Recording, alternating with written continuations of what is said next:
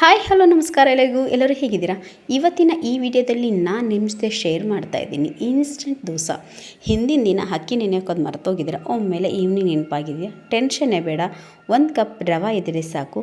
5 ನಿಮಿಷದಲ್ಲಿ ರವೆ ದೋಸೆ ಕ್ರಿಸ್ಪಿಯಾಗಿ ಫಟಾಫಟ್ ಅಂತ ಸ್ಕೂಲ್ಗೆ ಹೋಗೋ ಮಕ್ಕಳಿಗೆ ರೆಡಿ ಆಗುತ್ತೆ. ಹೇಗೆ ಮಾಡೋದು ಅಂತ ನೋಡ್ಕೊಂಬರೋಣ. ಓಕೆ, ಮೊದಲು ಒಂದು ಜಾರಿಗೆ ನಾನಿಲ್ಲಿ ರವೆ ಹಾಕ್ತಿದ್ದೀನಿ, ಸೆಮೋಲಿನ ರವೆ ಹಾಕ್ತಿದ್ದೀನಿ. ಓಕೆ, ಇದನ್ನು ಸ್ವಲ್ಪ ನೀರು ಏನು ಹಾಕ್ದೇನೆ ಇದನ್ನು ಪೌಡ್ರ್ ಮಾಡ್ಕೊಂಡು ಬಂದುಬಿಡೋಣ.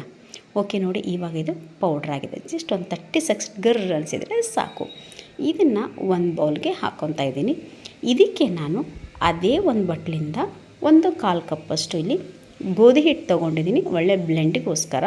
ಅದೇ ಕಪ್ಪಿಂದ 1 ಸ್ಪೂನಷ್ಟು ನಾನಿಲ್ಲಿ ಕಡಲೆ ಹಿಟ್ಟು ತೊಗೊಂಡಿದ್ದೀನಿ. ಓಕೆ, ಆಮೇಲೆ ಇದಕ್ಕೆ ರುಚಿಗೆ ತಕ್ಕಷ್ಟು ಉಪ್ಪು ಹಾಕೋಣ.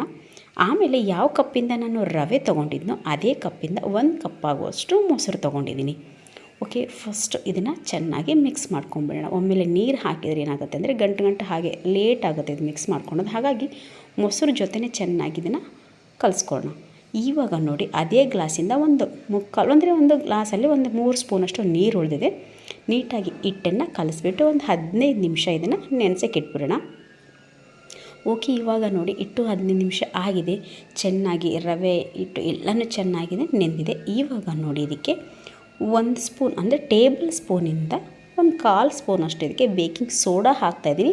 ಅದರ ಮೇಲೆ 1 ಸ್ಪೂನಷ್ಟು ನೀರು ಹಾಕಿ ಚೆನ್ನಾಗಿ ಮಿಕ್ಸ್ ಮಾಡ್ಕೊಳ್ಳೋಣ. ಓಕೆ, ಬೇಕಿಂಗ್ ಸೋಡಾ ಕಲಸೋತ್ತಿಗೆ ಈ ಕಡೆ ಹಂಚು ಸಹ ಕಾಯಕ್ಕಿಟ್ಕೊಂಡಿದ್ದೆ. ಇದರ ಮೇಲೆ 1 ಸ್ಪೂನಷ್ಟು ಎಣ್ಣೆ ಹಾಕಿ ಇದನ್ನು ಚೆನ್ನಾಗಿ ಎಣ್ಣೆನ ಒರೆಸ್ಕೊಂಡ್ಬಿಡೋಣ.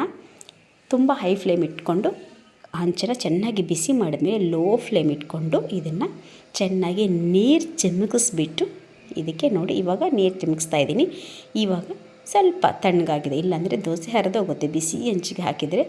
ಈಗ ಇದಕ್ಕೆ 1 ಸ್ಪೂನಷ್ಟು ದೋಸೆ ಹಿಟ್ಟನ್ನು ಬಿಟ್ಟು ಸೇಮ್ ನಿಮಗೆ ದೋಸೆ ಬ್ಯಾಟರ್ ಯಾವ ರೀತಿ ಇರುತ್ತೆ ನೋಡಿ ಅದೇ ನಿಮಗೆ ಒಂದು ಕನ್ಸಿಸ್ಟೆನ್ಸಿಯಲ್ಲಿ ಮಾಡಿಕೊಂಡು ದೋಸೆನ ಹೇಗೆ ಬಿಡ್ತೀರ ನೋಡಿ ಅದೇ ರೀತಿ ಈ ದೋಸೆನೂ ಅಷ್ಟೇ ಅದೇ ರೀತಿ ಬಿಟ್ಟು ಮೇಲೆ ಆಪ್ಷನಲ್ಲು ನಿಮಗೆ ಎಣ್ಣೆನಾದರೂ ಹಾಕ್ಕೊಳ್ಳಿ, ತುಪ್ಪ ಆದರೂ ಹಾಕ್ಕೊಳ್ಳಿ, ಎಷ್ಟು ಎಣ್ಣೆ ಬೇಕಾದರೂ ಹಾಕ್ಕೊಳ್ಳಿ, ಅದು ನಿಮ್ಮ ಇಷ್ಟ.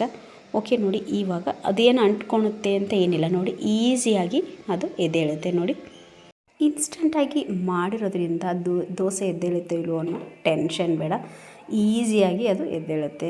ನೀವು ಬರೀ ಪ್ಲೇನ್ ದೋಸೆ ಅಲ್ಲದೆ ಇದಕ್ಕೆ ಪುಡಿ ಸಹ ಅಥವಾ ಕೆಂಪು ಚಟ್ನಿ ಇದ್ದರೆ ಕೆಂಪು ಚಟ್ನಿ ಸಹ ಹಾಕ್ಕೊಂಡು ತಿನ್ಬೋದು.